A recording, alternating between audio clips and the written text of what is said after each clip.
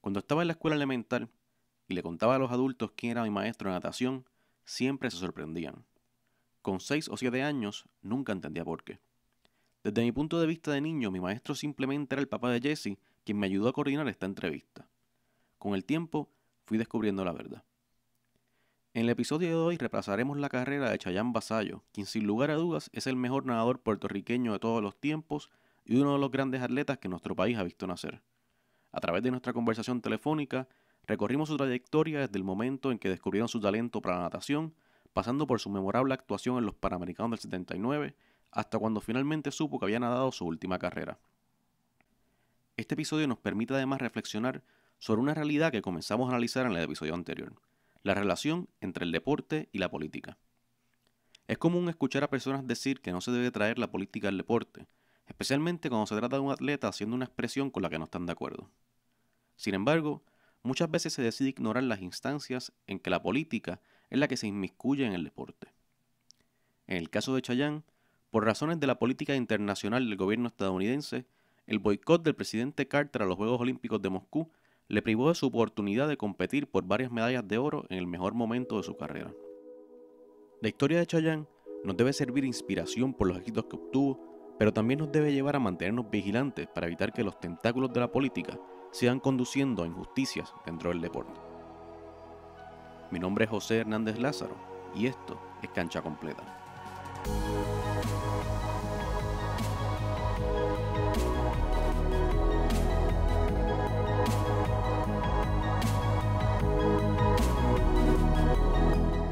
Usted viene de una familia de nadadores. ¿Cómo fueron sus inicios en la natación? Pues mira, yo en realidad ni recuerdo cuando aprendí a nadar, pero la familia, pues, cuando yo tenía 6, 7 años, mi papá tenía un bote y nos pasábamos en la playa. Mi papá jugaba baloncesto y era fanático del boxeo, y a temprana edad pues nos llevó a jugar baloncesto y nos llevó al ring y boxeábamos.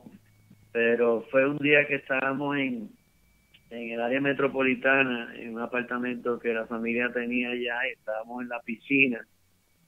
Y había un grupo de muchachas allí de nuestra edad y estábamos haciendo carreras de natación a lo ancho de la piscina, nadando como se podía de un lado a otro. Y pues las nenas resultaron preguntándole, o el papá le preguntó a mi papá: oye, ¿de dónde nadan ustedes? No, yo no nado de ningún lado, yo no compiten. Pues las nenas mías sí, son buenos nadadores, llévalo a nadar. Eso fue un sábado. El lunes estábamos ya en Ponce y nos llevó al Club Deportivo de Ponce allá a nadar y a probarnos. Y entonces pues de ahí en adelante el padre mío se convirtió en un fanático de la natación, y poco a poco todos caímos en la piscina y poco a poco fuimos desarrollando. Y allí en el club deportivo es que empieza entonces a competir y según he visto en algunos artículos, en algunas entrevistas, a los 10 años ya establece su primera marca nacional aquí en Puerto Rico, que fue en el 50 metros espalda. ¿Cómo fue ese primer... ¿Perdón? Sí, yo te escucho. Sí, lo recuerdo muy bien. Ese primer récord, nadie se olvida de esa primera experiencia. 35-7 que 50 espaldas. Ajá. Sí, uno fue, en ese entonces, la asociación, la Puerto Rico Swimming Association, como se llamaba en ese entonces la federación, daba un badge que decía New Puerto Rican Swimming Record. Y yo pues ese badge, pues bien orgulloso, lo puse nos lo poníamos en nuestros jackets de Ponce y lo otro. Así que no, eso fue en Caparra a los 10 años. Una experiencia pues única cuando uno establece un récord por primera vez. Poco después de eso es que ustedes se mudan entonces a Florida. ¿Cómo fue esa transición de pasar pues de estar viviendo en Ponce entonces a estar viviendo allá en Florida? Pues mira, diferente al área metropolitana, en Ponce, en ese entonces el inglés era mínimo.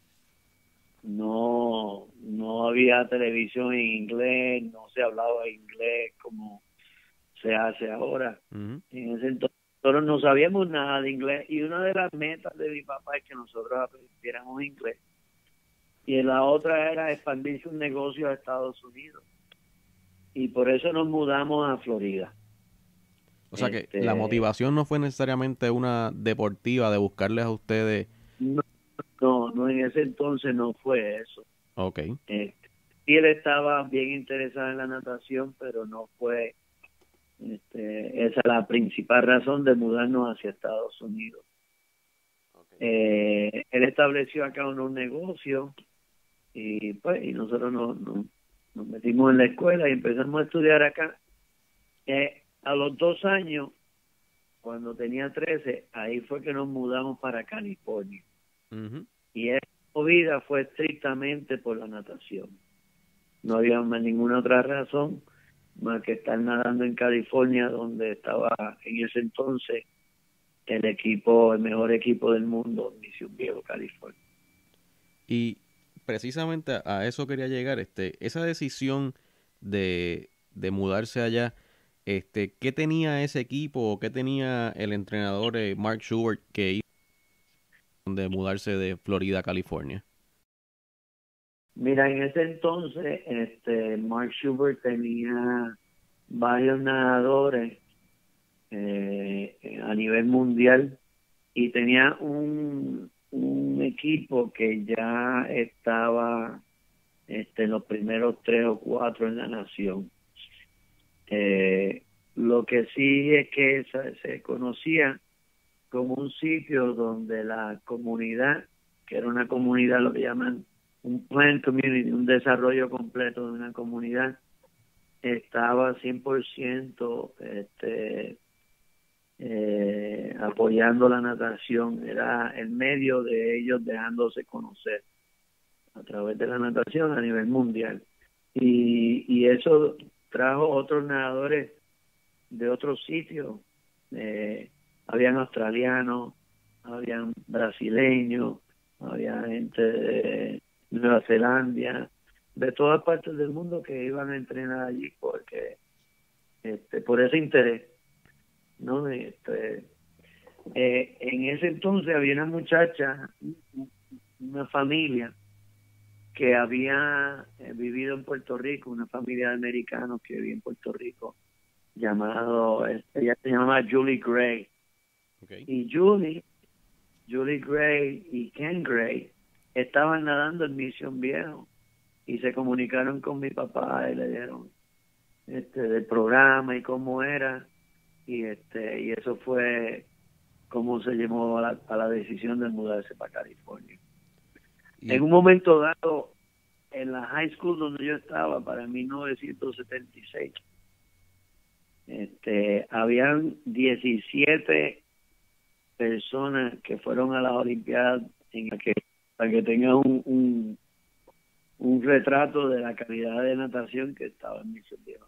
Y viniendo de una persona que pues realmente no tiene mucho conocimiento del deporte de la natación, ¿qué separa a un buen programa, a un buen equipo o tal vez a un buen entrenador de un gran entrenador en la natación? O sea, ¿qué hace que se destaque ese programa, además de, como ya usted menciona, de la atención y la dedicación a la natación? ¿Qué hace que un entrenador sea un gran entrenador? Mira, hay diferentes tipos de entrenadores y hay diferentes tipos de nadadores o atletas. Y eso dependiendo de ambos. La combinación, que se lleven bien, que se entiendan, que puedan trabajar de la manera que los dos trabajan bien, son bien diferentes. Hay otros que crean equipos y crean una cultura alrededor de un equipo donde esos que quieren estar más, ¿cuál es la palabra? Más enfocado en llegar más lejos, pues crean ese ambiente. Yo te digo, eso es probablemente lo más difícil hacer. tú coger y decir, ok, voy a entrenar, o tengo un grupo de muchachos, de 5 o 6 muchachos, y voy a entrenarlo, aunque sea un equipo de 50, pero me dedico a estos 5 que son los que tienen interés, y llevarlos poco a poco, que toma 6, 7, 8 años llevarlo a un nivel, y a nivel mundial 10 años. Una vez ya están allí ustedes en California, que se muda toda la familia para allá, realmente no tardó mucho tiempo, no tomó mucho tiempo que empezaran a llegar los éxitos. Ya en junio del 76 estableció un récord nacional de los Estados Unidos en el 1500 libres, en la categoría 3 y 14. El tiempo de ese evento, el tiempo que hizo en ese evento fue 15 minutos 31 segundos, .03, perdón. Lo que más me vuela la cabeza es que 41 años después todavía nadie ha roto ese récord. ¿Qué recuerda de esa carrera en particular? Wow, pues mira, eso fue, si no me equivoco, eso fue en los Olympic Trials en Belmont Plaza, 1976. En esa carrera, en esa carrera, habían 8 carriles, y 6 de las personas que estaban en esa carrera fueron a las Olimpiadas. Okay. Por uno o por otro evento, y te puedo mencionar gente que ganaron. Pues el que ganó fue Brian Goodell, y él ganó la medalla de oro. El segundo fue Bobby Hackett, él llegó segundo. Uh-huh. En ese field también estaba Bruce Furness, que también en otros eventos y ganó. Estaba John Neighbor, que ganó las 2 espaldas, medallas de oro en los relevos también. Que era un grupo de los de 6 de 8 fueron, y 2 se quedaron en casa, y ese fui yo, uno de esos fui yo. Okay. Tenía 14 años, yo el tiempo tú sabes, no fue gran cosa para mí. El tiempo pues fue buen tiempo, pero recuerdo llorar y no haber hecho el equipo, y tener a tantos de mi equipo ir a las Olimpiadas, y yo tener que quedarme. Eso fue doloroso. Ese día me voy para mi casa, estoy llorando en mi cama, y mi padre, que todavía vivía en ese entonces, viene y me dice: oye, tú eres bien jovencito, no había nadie tan joven como tú. El otro tenía 4 años más que tú. Y yo sé, sí. Y las Olimpiadas tuyas son las próximas. Vamos a levantar mañana por la mañana para empezar a trabajar para Moscú. Y así lo hicimos. Así estábamos, al otro día nos levantamos para eso. ¿Quién sabía que 4 años después iba a haber un boicot? Claro. Pero eso fue así, me acuerdo del dolor. Pero hoy en día, ese 15-31 me llena de orgullo. Ajá. Es más importante para mí hoy en día eso que lo que fue entonces, ¿me entiendes? Claro. Te escribe y lee muchas cosas y todo. Yo chequeo a ver si alguien lo ha roto. Lleva el récord más viejo en los libros en todo Estados Unidos, en todos los récords de natación nacionales. Tengo una lista de las personas que se han acercado, y yo creo que Michael Phelps es como el tercero. Okay. Ahí acaban de escribir un artículo de un nene que yo pensé que lo rompió, pero decía, no, el récord de Jesse, no, que se acercó, pero no lo rompió. Okay. Así que son cosas buenas que yo me los gozo, y estoy bien orgulloso de mantener un récord que 40 años. Me encantaría que cumpliera 50. Ajá. Pero no puedo hacer. ¿Y qué tendrá ese récord que ha hecho que por 41 años todavía esté vigente? Bueno, es que fue bastante impresionante. Y yo ahora mismo tengo nenes que ganaron, por ejemplo, tengo el muchachito que ganó ahora mismo los campeonatos aquí, en 15, 16, que está entrenando conmigo, uno de mis nadadores. Ganó la milla en 15-16 con 16 minutos 40 segundos, 1 minuto y 10 segundos más lento. Ajá. Lo hice a una edad mayor. Yo siendo 14 y él siendo 16 años. Y todavía eso gana aquí. Que pues, para un muchacho de 13 y 14 años, en ese entonces estar en los primeros 6 y 7 del mundo, todavía pues se aguanta. Sí, que probablemente también estar en ese programa de Misión Viejo rodeado de gente, o sea, atletas olímpicos, de atletas de calibre mundial, pues era una motivación Sí. y era, ayudaba al Bueno, es la cultura, es como decir, mira, yo nunca he visto a nadie romper los 4 minutos en la milla corriendo. Pero entonces tú vives en un sitio donde todo el mundo rompe los 4 minutos. ¿Me entienden? Sooner or later, tarde más o temprano vas a decir, oye, ves que se puede hacer, lo puedes hacer tú también. Claro. Esa era la cultura que había allí. Yo, en ese entonces, pues, Brian, que ganó la milla, estaba allí. El que tenía el récord mundial de la milla australiano, Steve Hall, estaba allí. Había un brasileño que era de los mejores del mundo en la milla allí. Habían 2 brasileños que eran de los mejores en el mundo. Estaba Casey Converse, que fue el primero en la historia de romper los 15 minutos en la milla en piscina corta. ¿Sabes? Era un grupito pues que entrenábamos como locos. Y era esa cultura, y todos competíamos en práctica, éramos buenos amigos y o sea, a todos los días competir a ver lo que se podía hacer. Ese año también del 76 es pues un año de suma importancia en su carrera porque se hace el acercamiento para que viniera entonces usted con sus hermanos a competir representando a Puerto Rico. Hábleme un poco de ese proceso de hacer ese acercamiento para competir acá. Pues mira, eso fue, vamos a decir, yo creo que eso empezó probablemente en el 75. Mi padre empieza, nos mudamos para Misión Viejo, estamos nadando a un nivel más alto, suficiente para representar a Puerto Rico en las Olimpiadas. No solamente yo, pero mis hermanos también estaban en esa posición, que podían buscar por una posición en ese equipo.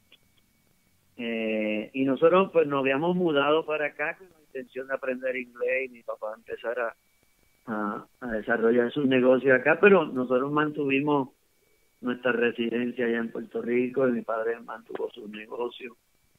Y pretendíamos pues representar o tratar de hacer el equipo por Puerto Rico, y cuando nos comunicamos con la Federación Puertorriqueña de Natación, nos informaron pues que no iba a poder ser. Eso, con 8 meses de anticipación, nos dejan saber que no íbamos a poder participar. Eso fue decisión que tomó la federación basada a una interpretación que yo entendíamos y entendemos y todavía entendemos que estaba errónea. Y la decisión era porque ellos decían que había que estar viviendo en Puerto Rico por lo menos un año antes del evento. Sí, eso no se aplica para personas que hayan nacido en Puerto Rico o que sus padres hayan nacido en Puerto Rico. Okay. Eso se aplica y siempre se ha aplicado solamente para esos atletas que están siendo,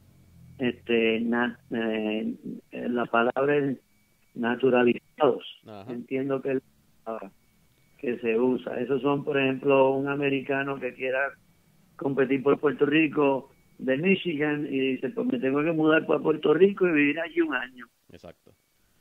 Y eso le permite hacerlo. Pero no una persona como yo que nací en Puerto Rico y me acababa de ir de Puerto Rico y todavía no teníamos residencia en Puerto Rico.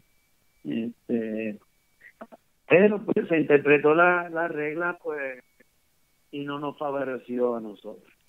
¿Y qué cree que hubo detrás de esa decisión? ¿Sabes? Si eso se usaba usualmente para jugadores o para atletas en general que se estaban naturalizando, se estaban nacionalizando, ¿por qué entonces aplicar esa regla así cuando ustedes pues eran unos atletas que estaban a un altísimo nivel y podían ayudar al equipo de Puerto Rico? Pues benefician a unos, beneficiar a unos, no hay más nada. Y no sé si esto se habrá llegado a discutir en aquel momento, pero si ustedes hubiesen podido competir por Puerto Rico, ¿hubiesen seguido entrenando allá en Misión Viejo para luego venir acá? ¿Cómo hubiese sido ese proceso de entrenamiento?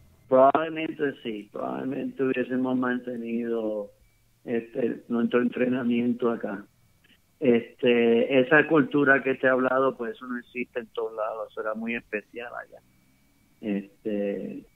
Y no éramos los únicos. En ese entonces, pues todos, yo creo que, no sé por qué no, pero yo te digo que casi todos los que fueron a la Olimpiada estaban estudiando y entrenando por acá también. Eso era bien común antes. Hubo un tiempo que se dejó de hacer y ha vuelto a pasar ahora más a menudo. Pero sí, siempre han habido nadadores puertorriqueños que han entrenado por acá, viviendo por acá, que quizás hay algunos hoy en día que no han pisado la isla y, y representan a Puerto Rico porque sus padres nacieron en Puerto Rico y le da ese derecho. ¿Cuál fue la reacción suya al enterarse de que no iba a poder competir por Puerto Rico? Bueno, la familia completa, no fui yo nada más, mi padre era donde estaba muchacho rabioso. Eso tenía que apelarse frente a la federación y después China y entonces con el poco tiempo que faltaba, pues lo veíamos difícil y pensábamos que iba a ser una batalla constante. Pues decidimos entonces ir y tratar de hacer el equipo de Estados Unidos. Y cuando se toma esa decisión en aquel momento, tratar de hacer el equipo de Estados Unidos significaba que en un futuro no se iba a poder nadar por el equipo de Puerto Rico. Bueno, por lo menos yo, mi idea, mi mindset, mi mente estaba en las de, yo no quiero entrenar 8 años o tantos años y no saber si me van a dejar nadar o no. Yo mejor me voy por aquí y sigo por aquí, pero como son las cosas, después vino el boicot, más política todavía. Exacto. ¿Y qué recuerda de la reacción en Puerto Rico a esa decisión pues que ustedes tomaron de intentar hacer el equipo de Estados Unidos y competir por Estados Unidos? En aquel momento, 76 y después de cara a las Olimpiadas del 80, ¿cuál era la reacción aquí en Puerto Rico? Pues mira, yo no estaba allá en Puerto Rico. Yo estaba en Estados Unidos y estaba entrenando. Como no éramos todavía nada de mucho nombre en la natación, pues no había, era otro más peleando, ¿me entiendes? Okay. Solo que ahora que no tuvo sus logros, pues, coño, ¿por qué no? ¿Qué pasó? Mira, fue esto. Peleas como la mía, pues haber visto cientos de peleas así. En esas clasificatorias también del 76, compite en el 400 metros combinado y se queda a segundos prácticamente de hacer el tiempo requerido para clasificar, pero 6 semanas después logra hacer el tiempo en otra competencia, ya obviamente sin la posibilidad de ir a las Olimpiadas. En un artículo que publican en la revista People, el entrenador, su entrenador entonces, Schubert, dijo que una de sus grandes virtudes era que no dejaba que las derrotas lo afectaran demasiado. A los 14 años, pues ya hemos hablado un poco de eso, de cómo su padre lo motivó para entonces seguir trabajando de cara al 1980, pero cómo a esa edad se trabaja con ese proceso de pues no haber logrado clasificar para las Olimpiadas. Sí, yo lo he escuchado a él decir la palabra resilient, Ujú. es la palabra que él ha usado para describir esa eso que dice que yo tengo. No, esa es la manera que yo soy. Get up and go again. Es lo que me desarrolla a mí en el deporte. Es de las cosas que yo valorizo tanto que desarrolla en la persona. El deporte sencillamente no se va a ir bien todo el tiempo y tú tienes que olvidarte de esa y prepararte para la próxima. En varias de sus entrevistas que le han hecho en su etapa ya como entrenador, habla mucho de la confianza en los jóvenes, a los que enseñan a nadar, a los que están entrenando. ¿Cuán importante es ese aspecto mental en un deporte como la natación? Mira, yo en mi experiencia como nadador, en familia, en todo, la mente es tan poderosa y muchas veces lo que es el self-esteem, lo que la persona piensa de él mismo, es tan importante para el desarrollo de cada uno de ellos.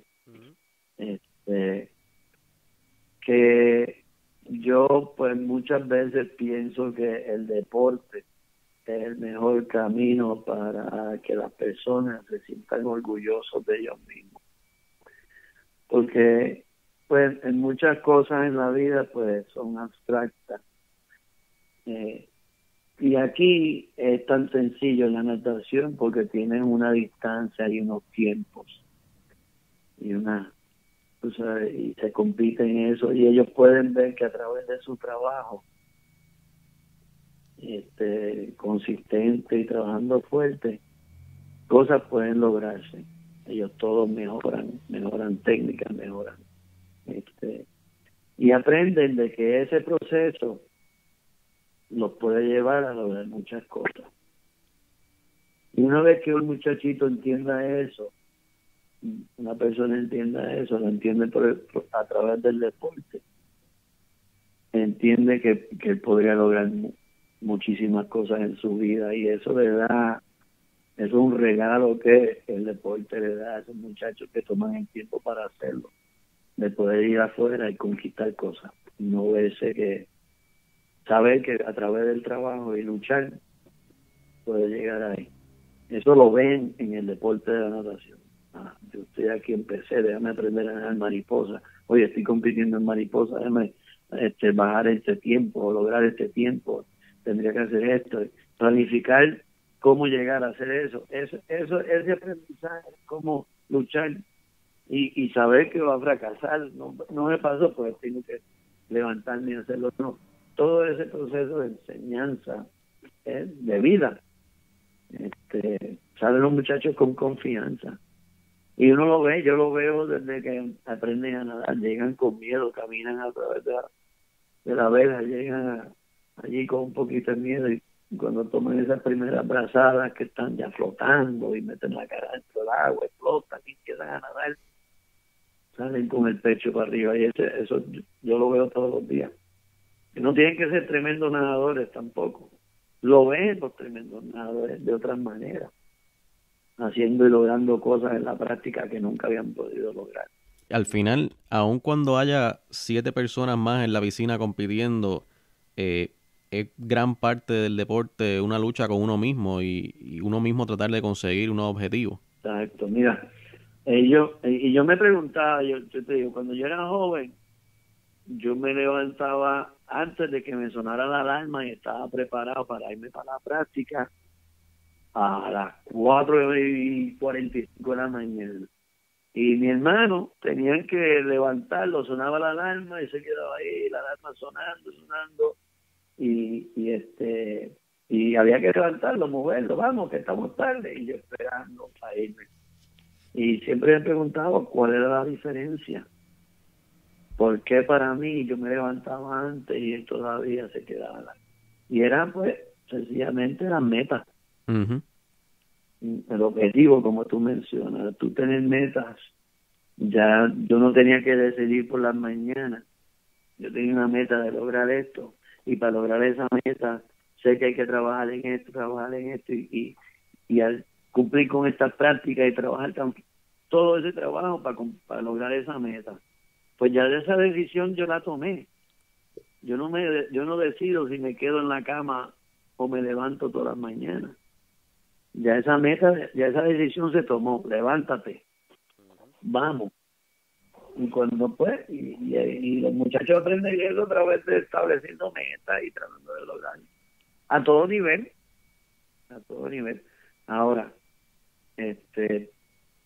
hay unos que sencillamente yo he visto con mucho talento, son agresivos en la competencia, pero no están dispuestos a pagar el precio. Ese que no quiere puede tenerlo todo, y tú puedes llevar a ese caballo al río, le metes el hocico en el agua, pero si él no quiere beber, y tiene que beber con gusto, porque para hacerlo bien hay que hacerlo con gusto y queriendo hacerlo. Nadie va a poder obligar a alguien a ser campeón. Eso tiene que venir de dentro. Y un buen coach busca la manera de que eso salga.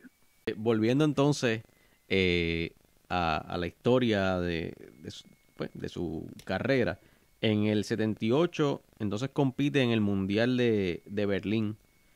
Allí ganó plata en el 200 metros combinado detrás del canadiense Graham Smith, quien rompió el récord mundial en ese evento. Ganó oro en el 200 metros espalda y en el 400 metros combinado, donde estableció un récord mundial que rompiendo uno que había establecido ya ese mismo mes. Eh, Háblenos un poco de esa competencia. ¿Qué recuerda de ese mundial? Wow, nosotros salimos como 2 semanas antes de la competencia. Estuvimos entrenando allá en Alemania. Estábamos viajando pues con un grupo. Yo era jovencito, estábamos viajando con un grupo prácticamente nuevo, un equipo nuevo de Estados Unidos, y no sabíamos qué iba a pasar, porque también había habido mucho cambio en el 76, muchos nadadores en muchos diferentes países se habían retirado y había un nuevo grupo subiendo. No sabíamos lo que iba a subir en esos campeonatos. Una organización increíble lo que hubo allí, una competencia bien corrida, impresionante las facilidades. Eran las facilidades de las Olimpiadas de 1936 de Hitler, ¿no? Y entonces pues estaba al lado del Coliseo y estaba al lado de todo eso, así que unas facilidades bien impresionantes. Te digo, de lo que más recuerdo era del sentido de ser parte del equipo de Estados Unidos y ser parte de ese equipo, que era un equipo en ese entonces sumamente poderoso, ¿no?, en cuestiones de natación. Y veníamos de la Olimpiada del 76, donde yo creo que se ganaron todos los eventos menos el 200 pechos. Estados Unidos ganó todas las de oro y había cogido primero, segundo y tercero en muchos eventos. Yo sé que perdieron el 200 pechos, pero una Olimpiada bien exitosa, y se sentía, cuando entraba el equipo de Estados Unidos pues a la piscina, se sentía uno siendo parte de eso, diferente, ¿no? Y dentro de ese equipo, o sea, aún habiendo nacido en Puerto Rico, pero ya habiendo pasado unos años en Estados Unidos, se sentía pues aceptado, o sea, que era parte de ese equipo. Sí, no, fíjate, no sé si lo que me estás preguntando, no, yo siempre me sentí bienvenido, me sentí parte del equipo todo el tiempo. Solamente, si es lo que me estás preguntando, me sentí incómodo quizá, y te puedo decir de 2 o 3 ocasiones, pero no era algo común, ¿no? Me llevaba muy bien con los nadadores y los entrenadores. Y muchos de ellos habían entrenado con usted allá también en Misión Viejo, o sea que había ya una Sí, mira, relación previa. sí, y después de un tiempo tú vas a competencia, empiezas con competencia a nivel local y después vas a nivel estatal y después vas a nivel de zona y vas a nivel nacional y compiten en esas competencias y vas conociendo a tus competidores. Ujú. Es- Son los mismos, nos encontramos en diferentes sitios y siempre hay una que otra cara nueva, pero poco a poco vas reconociendo esos nombres y conociendo a esas personas. Y no, yo nunca, no te voy a decir nunca, te voy a decir, me sentí muy bien y bienvenido en el equipo siempre. En ese mundial, al hacer el récord del 400 metros combinado, ese récord se mantuvo por 4 años. Al acabar esa carrera, sentía que había hecho un gran, o sea, además de romper el récord, obviamente, que era un tiempo que iba a perdurar, ¿sabes? Se sentía que fue un super récord, por decirlo así. No, en realidad yo creía que podía yo ser mejor. Yo creía, yo en ese tiempo pensaba que lo mejor que podía haber hecho era como 3 segundos más rápido, Ok. como 4:17. Y pensé 4 años más tarde que podía haber hecho como 4:13. No me vi más rápido de eso en mi mente.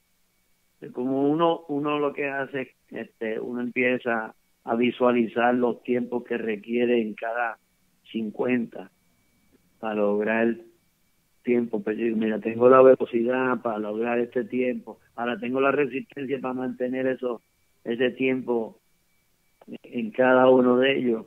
Pues yo pensaba eso, pero acuérdate que después de eso vino la rodilla. Ujú. Tuve más con la rodilla y eso fue un gran set, o sea, una cosa que me atrasó grandemente.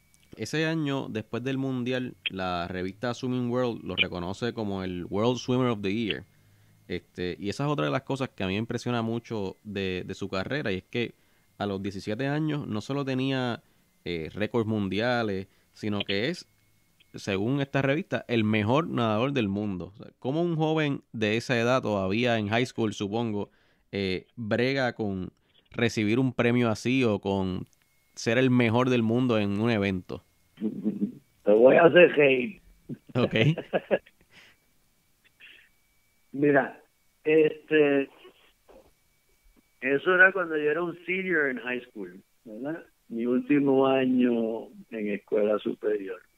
Entonces, yo sumamente orgulloso de mis logros, como cualquiera, ¿verdad? Pero eh, ser el mejor nadador del mundo, wow. Y entonces, ese mismo año, Sports Illustrated escogió y hizo los mejores 10 atletas del año.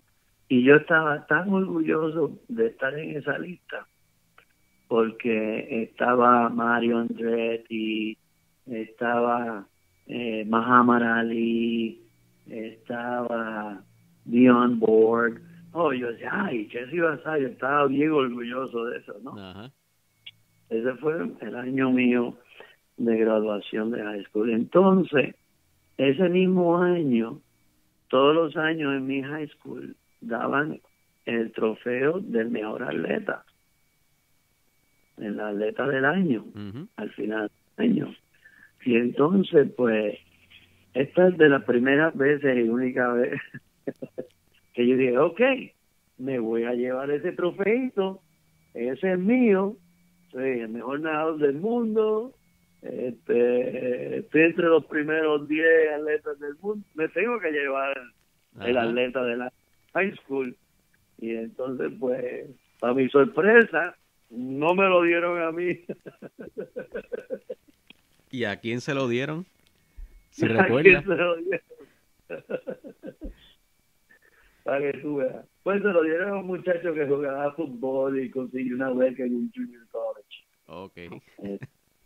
Entonces, pues, para que tú veas que nadie como es, Eh, profeta en su tierra. exacto. Eso es lo que yo me acuerdo cuando me mencionas eso. Ajá. El mejor del mundo, coño, pero no fui el mejor atleta de mi high Sí. school. Sí. Sí, no, eso la verdad es que es impresionante que haya pasado eso. En esa etapa también de Misión Viejo, de esos entrenamientos, ocurre un hito importante en su historia y en la historia de la natación en general, que según cuentan diferentes personas, durante esas prácticas fue que usted se convirtió en el pionero de lo que una técnica que en inglés le llaman el dolphin kick. Explíquenos un poco qué es esa técnica y cómo surgió esa idea. Pues mira, eso, ahora cuando tú ves las Olimpiadas o cualquier competencia, tú ves que se tiran desde los bloques y entonces usan la patada de delfín y lo usan hasta los 15 metros. Pues en el 1976, antes de eso nosotros nos pasábamos jugando en la piscina con chapaletas y haciendo carreras debajo del agua y era bastante rapidito haciendo eso. Entonces en el 1976 en unos nacionales yo tengo que nadar unos finales en 200 de espalda al lado de John Neighbor. Él está en el carril 4 y yo estoy en el carril 5. John Neighbor es 6'6". Okay. Yo creo que yo lo que tenía eran 14 años, chiquitito, y me preocupé. Dice, cuando este tipo se tira al lado mío, la ola de él me va a tirar al otro lado. Ajá. Entonces, pues, pues voy a hacer esto que yo lo hacía jugando en práctica, déjame entonces hacerlo en esta salida. Y cuando nos tiramos, pues me voy debajo del agua como delfín en mi espalda y rompo la superficie al lado de él. Y entonces, pues de ahí en adelante yo empecé a usar eso y poco a poco la gente lo recogió y empezaron a usarlo. Ahora mundialmente todo el mundo lo hace. Uh-huh. Nadie lo hacía en ese entonces. Yo lo hacía más en espalda, ahora lo están haciendo en todos los estilos. Y le llaman el quinto estilo. Ok. Y era una cuestión entonces más de estabilidad y de poder bregar con la ola del de al lado que de velocidad como tal. Pues mira, yo la gente me pregunta de eso. Es más rápido que nadar. Okay. Tú sales de la pared con un buen impulso y tú puedes continuar ese momentum, continuar con ese impulso con unas buenas ondulaciones. Si las sabes hacer. Si las sabes hacer y las haces, no pueden ser lentas, tienen que ser agresivas. Para continuar, la idea es continuar con ese momentum de empujarte de la pared. De ese empujón, pues continuar esa velocidad y romper superficie con esa velocidad y seguir manteniendo esa velocidad. Debe de tratar de alcanzar esa velocidad. Uh-huh. La consiste en la pared, que es sólida, y entonces la mantiene. Lo que pasa es que no todo el mundo saben hacerla y lo hacen suficientemente bien para sacarle provecho. Hay otras personas que deben de romper la superficie y empezar a nadar porque son más rápidos nadando. Okay. Pero poco a poco la gente practicando y están desarrollando muchos de los competidores de hoy en día son mejores debajo del agua haciendo eso que arriba. Okay. Ahora le permiten solamente 15 metros debajo del agua. Pues llegó un momento dado en el 88 que estaban y iban casi toda la vuelta debajo del agua. Y cambiaron la recta para solo 15 metros. ¿Y eso no afectaba la cuestión de la respiración, que eran unas preocupaciones que Schubert decía que tenía cuando usted hacía eso, que podía entonces tener consecuencias más adelante en la carrera? Sí, pues mira, yo le exijo a los nadadores que respiren cada 3. Y Ok. me vienen y me dicen que respiren cada 3 o que respiren cada 5 brazadas. Y me dicen, oye, pero Michael Phelps respira cada brazada. Y digo, pues Michael Phelps sería mejor si respirara cada 3. Y me dicen, pero ¿qué tú dices? Va a ser mejor. Y dice, sí, pero quizás él está respirando cada una porque él cuando se mete debajo del agua va a los 15 metros duros. Ujú. Y entonces dice, pues tengo que salir y respirar porque de nuevo me voy a meter debajo del agua. Claro. Y están compensando una cosa con la otra. Ujú, Si ujú. voy a respirar cada 3, no me voy a poder meter debajo del agua. Exacto. Y ir 15 metros debajo del agua. Así, pues, esa es mi manera de pensar, ¿no? Ujú. En relación a eso. Pero cuando yo me río, que pienso, wow, y digo, lo que se ha logrado, o sin saber lo que ha cambiado, he cambiado un poquito el mundo, ¿no? Con eso. Ajá, ajá. Cuando estoy en cualquier otra piscina y veo una viejita o un viejito nadando ahí y se pone de la pared y pum, pum, pum. Sí, sí, sí. Y yo, oh my God, esto lo empecé yo por allá y mira esta gente. Yo no me atrevo ni decirle, eso lo inventé yo. No me van a creer. Claro. Siguiendo entonces con la historia, volviendo al tiempo, en el 79 es probablemente otro año clave, que se celebran entonces los Juegos Panamericanos en San Juan. En varios artículos he visto que usted señala que está un poco temeroso con la reacción del público en Puerto Rico, por estar usted compitiendo con los Estados Unidos. ¿A qué esperaba enfrentarse cuando viniera acá? Pues en realidad no sabía qué iba a pasar.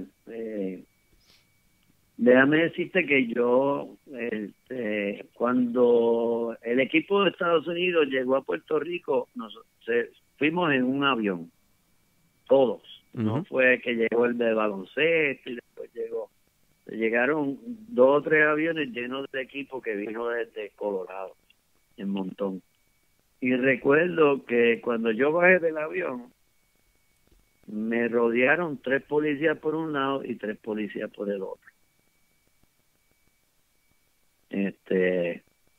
Tú tienes que, en esos años, eran los años de mucha actividad política, de las bombas en la Yupi, de lo de Maravilla, de todo eso.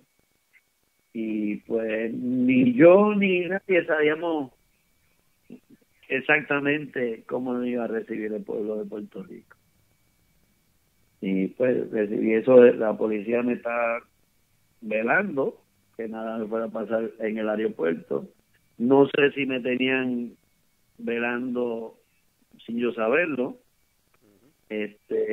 Lo otro fue cuando estuvimos en el acto de la inauguración, que entrando al parque había un grupo pequeño que estaban gritando y expresándose en contra de mi representación. Pero fue muy poquito. Después de esa inauguración, llega entonces el momento de competir.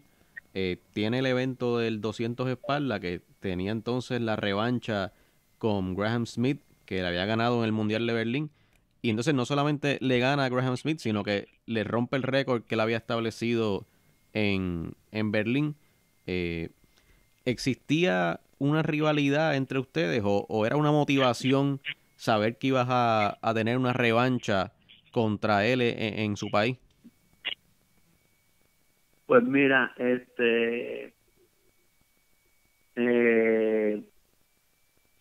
Graham Smith era una de las personas que tú competías unas cuantas veces con ellos y todavía no los conocías. No tenía una relación con él. Habían varios canadienses que sí, que los conocía, que nadábamos los mismos y nos veíamos. Y unos cuantos nadaban de la Universidad de Florida y ya uno los conocía. Anyways, Grant Smith, cuando él rompe el récord mundial en Berlín, él se va al lado mío y empieza a gritar, pero a gritar mirándome a mí no sé, como dejándome saber. ¡Ah! Y yo, tremendo. Y no pasó nada, recogió su medalla de oro, yo cogí la mía de plata, pero nos encontramos entonces el año siguiente en Puerto Rico, y subiendo al blog, que yo me acuerdo de eso. Me acordé de eso. Sí, y nada, se nadó y se logró lo que se hizo y se celebró después de eso. Pero eso sí, mira, eso es otra cosa. Tú puedes ver las competencias en las Olimpiadas y vas a ver que el 90% de los atletas, después que terminan, celebran y después le van a dar la mano a sus competidores y a sus miembros de equipo que están en esa misma carrera. Y ves a otros que empiezan a darle al agua y a brincar y a saltar. Hacerlo bien individual. Todos somos diferentes y todos celebramos de nuestra propia manera. Claro. Pero sí, había un poco de rivalidad por eso. Sí. No una gran cosa. También en esos Panamericanos consiguió la plata en el 200 espaldas y entonces también ganó el oro en los 400 metros combinados. Ya en la premiación de ese evento ocurre algo que se ha convertido en un momento de dimensiones casi míticas en la historia del deporte puertorriqueño. Sube al podio de premiación, se para en el cajón del primer lugar, empieza a sonar el himno de Estados Unidos y, según cuentan, el público empieza a cantar el himno de Puerto Rico y ahí saca entonces una bandera de Puerto Rico de su sudadera. Todas las personas que me han contado esto, gente que lo vio en vivo o que estuvo allí, no hay una sola de esas personas que me haga ese cuento sin que se le agüen los ojos o sin que se le paren los pelos. Cuéntenos sobre ese momento desde su punto de vista, por favor. Bueno, para mí, sumamente emocional. Digo, no creo que muchas personas hayan tenido una experiencia igual.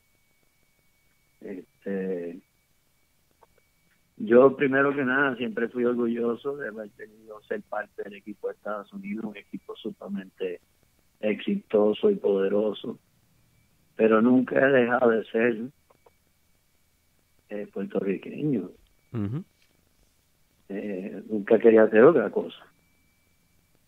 Así que para mí, pues, sí, se me paran los pelos cuando tú estás describiendo y me pongo emocional por un momento bien especial. Es que suerte tengo. Claro. ¿Y eso estaba planificado? O sea, por lo menos lo de la bandera y sacar la bandera. La banderita me la dio mi hermano, Cacho, que Cacho en esos momentos estaba compitiendo por Puerto Rico. Okay. Cacho estaba nadando por el equipo de Puerto Rico y estaba en la piscina. Y él me dice, toma, que tío Chiri me dio esto para que te lo diera. Y entonces pues yo le di las gracias y la cogí, la caminé y después la guardé cuando me subí al podio.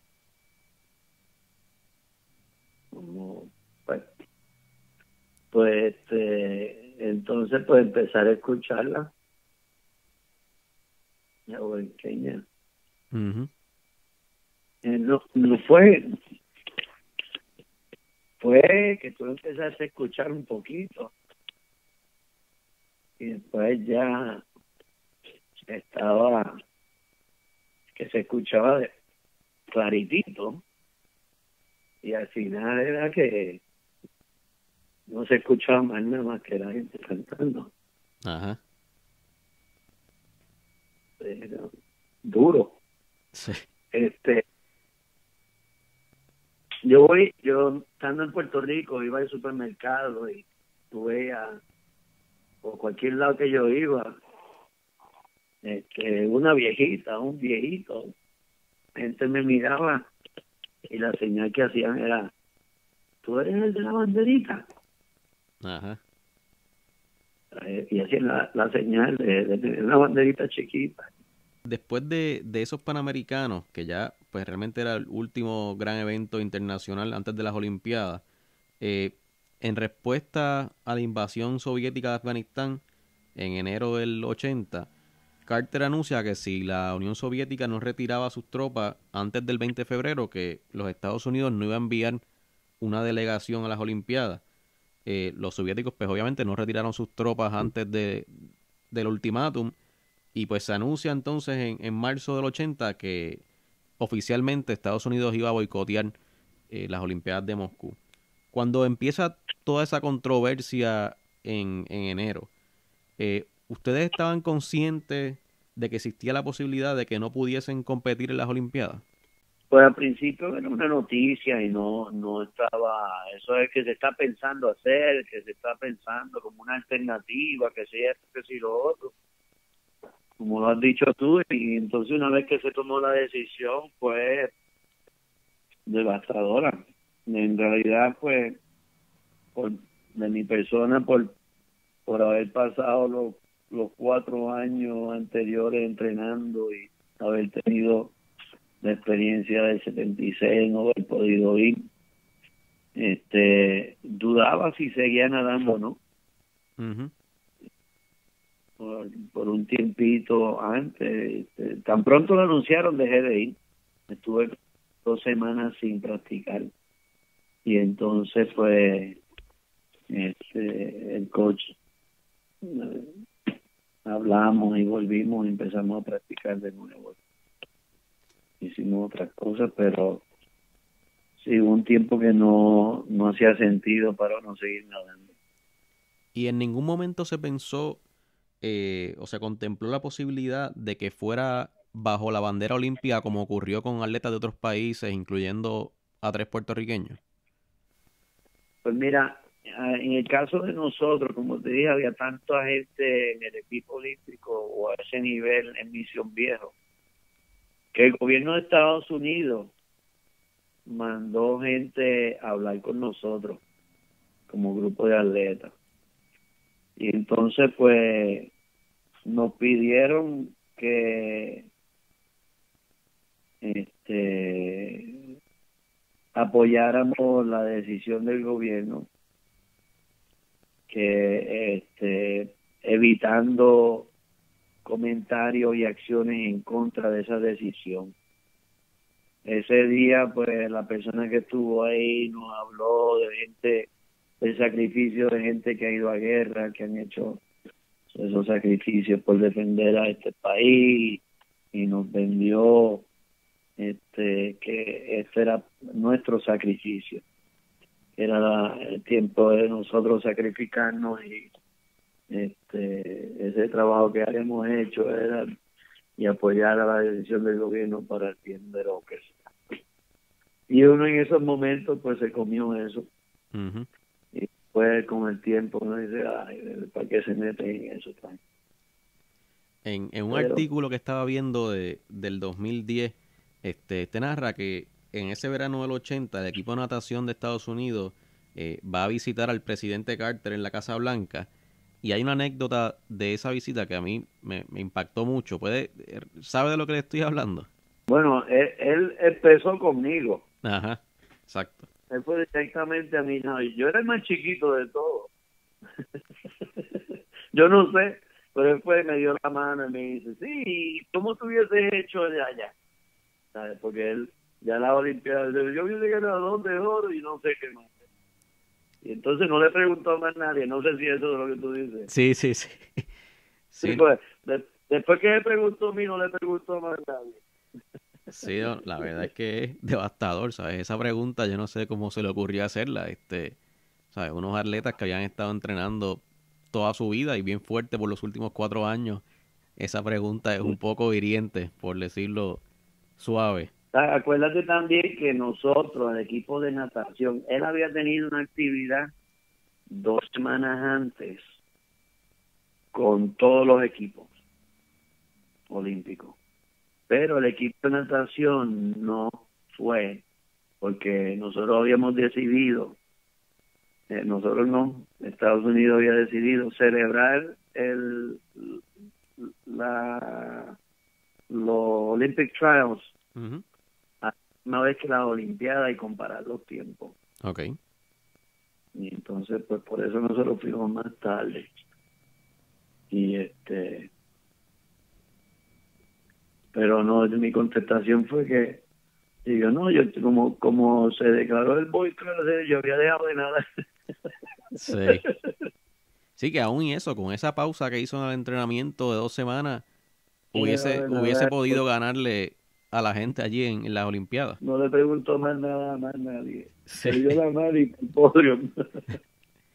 En ese momento, en el 80, cuando, ahí justo después de que ocurre lo del boicot, ¿cuán probable usted veía que pudiese competir en el 84 en Los Ángeles y conseguir resultados similares a los que hubiese conseguido en Moscú? Mira, yo no sabía si iba a seguir o no. Y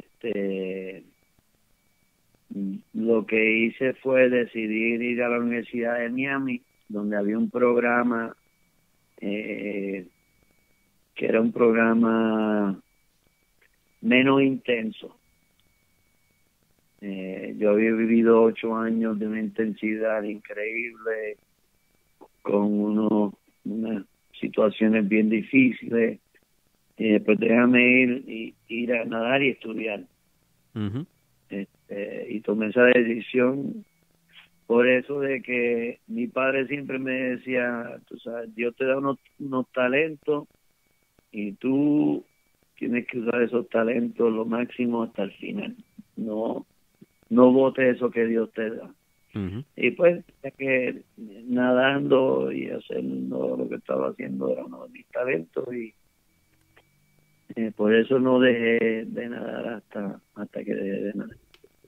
Y allí en Miami, en el 81, ganó el campeonato de NCAA de 400 combinados.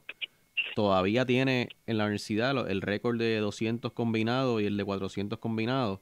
Eh, Aparte del régimen de entrenamiento que era un poco menos intenso que o menos intenso que el de Misión Viejo, ¿qué diferencias había en competir a ese nivel de NCAA? Pues mira, en NCAA es mundial. Esto pues son las universidades de Estados Unidos, pero en eso hay franceses, hay de todos lados, que los Uh-huh. reclutan las universidades. Y es una competencia difícil porque hay muchas sorpresas. Ok. Porque es algo que internacionalmente en ese entonces no se nadaba a piscina corta. Y entonces un nadador de piscina corta y un nadador de piscina larga son diferentes animales. Ok. Y entonces pues entrar a NCAA es una liga fuerte y de muchas sorpresas, ¿no? Tú sabes, ahí se nada tan fuerte como en la Olimpiada. Y acuérdate que no entran 8, entran 6 nada más a finales, Ok. que todavía es más estricto, más difícil entrar a finales. Es competitivo, muy competitivo. Ok. Allí, estando en la Universidad de Miami, en el 82, sufre la lesión de rodilla de la que habló ahorita, que según muchos esa lesión puso en riesgo su carrera. O sea, parecía que podía acabarse ahí la carrera. Eh, Después de eso, o como consecuencia de eso, se pierde el mundial que se celebró en Guayaquil, pero a pesar de la gravedad de la lesión, logró recuperarse. ¿Cómo fue ese proceso de recuperación? Mira, yo me lastimé la rodilla en Canadá. jugando baloncesto con un pool boy, que son un equipo que nosotros utilizamos para trabajar en el agua. Okay.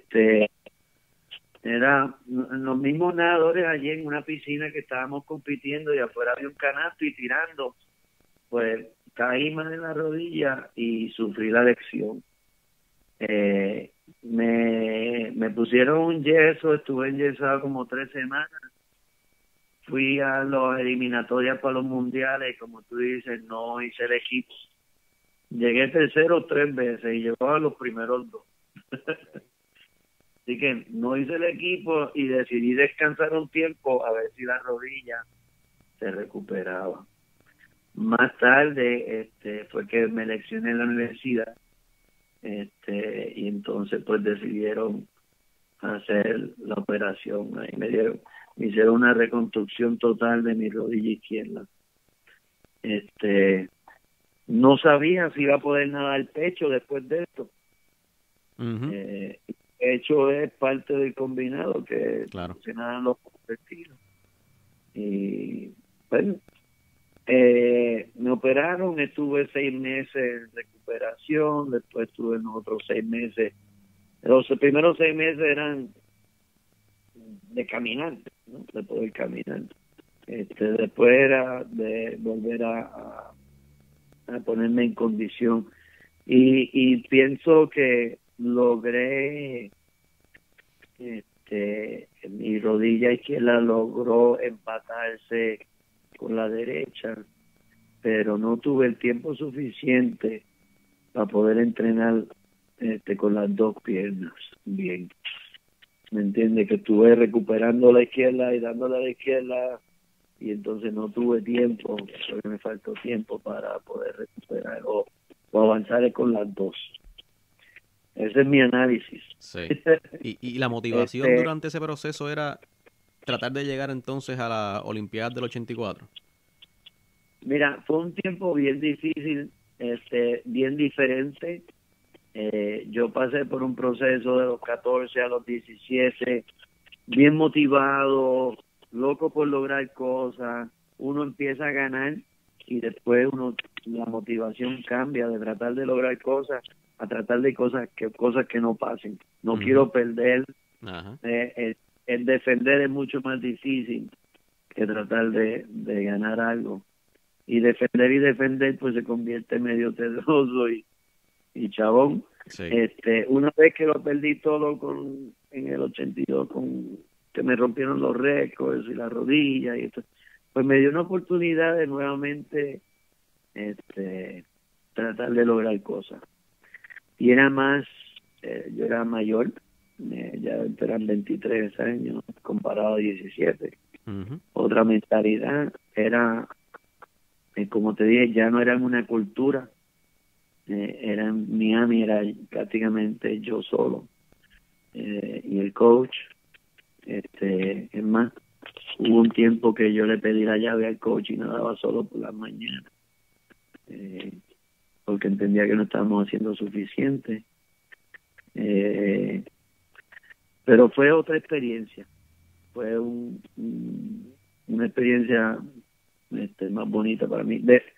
Al final pues no estaba contento con los resultados y tuve un tiempo que no quería saber de esto, y después como a los 10 años, hubo un tiempo que no podía ni ver las Olimpiadas. No quiero ni saber de eso. Entonces pues con el tiempo volví a caer, como dice, en love con el deporte de nuevo. Ahí en el 84 compite en el 200 espalda y en el 400 combinado. ¿Con qué expectativas llegaba a las Olimpiadas? Mira, yo me sentía nadando muy bien. Yo días antes de las Olimpiadas logré algo, yo no sé si logré nadar 1 milla en espalda debajo de los 16 minutos, debajo de los 17 minutos. Okay. Me decía, estoy en muy buenas condiciones. Okay. Lo que sí es que todos tenemos nuestros días. y ese día de las Olimpiadas no fue mi mejor día. Sencillamente no estaba ahí 100%. Muy pocas veces me ha pasado eso. ¿Y a qué le atribuye eso?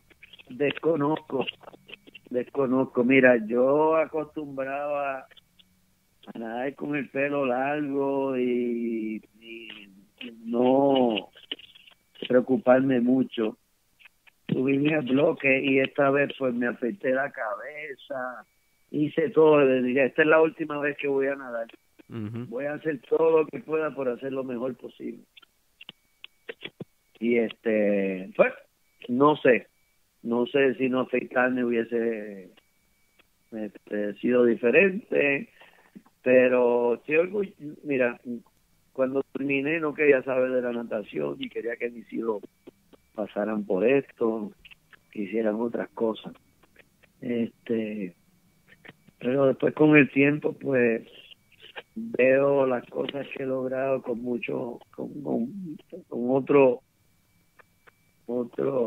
otra manera de verlo. Los otros días estaba viendo retratos viejos y me veo en una foto en traje de baño y con muletas y la pierna súper hinchada, y veo eso y digo, y tenía la fecha en el retrato y veo la fecha y digo que yo nadé en la Olimpiada después de estar así. Que yo nadé pecho después de tener ese jamón en mi rodilla. ¡Wow! ¡Qué impresionante! Me quedé más impresionado ahora, sí. Después de viejo. ¡Wow! Yo logré nadar pecho. Esos son otros logros, ¿verdad? No estaba contento que no me llevé las medallas que quería, pero mirando, sí, pues me da otra satisfacción, ¿no? Otro orgullo. Ya nos hemos extendido más de lo que yo pensaba y no quiero tomarle muchísimo más tiempo, pero luego de retirarse como nadador, lo han exaltado al Salón de la Fama Internacional de Natación, al Salón de la Fama de la Universidad de Miami, a los Salones de la Fama de Puerto Rico y de Ponce. ¿Qué significan esos honores para usted? Mira, de las cosas que me llenan de satisfacción son esas que se reconozcan y que eso se quede en la historia. Ahora que menciono eso, ¿verdad? Una de las cosas que a mí personalmente me dolió o me sentí fue cuando decidieron tumbar la estructura del escambrón. Eso para mí, yo pensaba que eso hubiese sido bueno poder mantener esa estructura ahí por la historia de que en ese sitio en Puerto Rico un puertorriqueño logró convertirse, romper el récord mundial, decir que es el mejor del mundo en esos momentos, y que cualquier puertorriqueño que llegue allí en cualquier momento en ese cantito de tierra y mira, aquí un puertorriqueño se declaró el mejor del mundo y nosotros podemos hacerlo y ustedes pueden hacerlo en muchos otros campos que puertorriqueños son capaces de. Eso fue algo que pues Salón de la Fama y ese tipo de cosas que estás hablando de contra nítido, bien, cuando vayan al museo lo ven, pero el escambrón es algo donde cada nadador o polista o clavadista hubiese ido ahí, hubiese por lo menos aprender de esa historia y decir, si él pudo, yo también puedo. Sean, quiero agradecerle por sacar su tiempo, que hemos estado hablando bastante rato. ¿Algunas últimas palabras que quiera dejarle a los oyentes? Nada, te agradezco por comunicarte conmigo, por darme ese honor de ser tu primera entrevista de esta índole. Te deseo lo mejor, que a través de este trabajo que vayas a hacer, pues beneficies a otros y resalte eso cosas buenas de Puerto Rico. Pues gracias, Chayanne. Muy agradecido de que hayas sacado el tiempo. Ok, campeón. Saludos a todos allá. Ese fue Chayanne Vasallo, a quien nuevamente le agradezco habernos dado la oportunidad de conversar en la primera entrevista que se hizo para Cancha Completa hace ya unos meses. Cancha Completa es grabado en el estudio ambulante Kika Yoroa, bajo la paciente dirección de Stephanie Harrison. Puedes encontrarnos en Facebook, Twitter e Instagram y escuchar este podcast a través de iTunes, SoundCloud, Stitcher Radio y YouTube. Hasta el próximo episodio.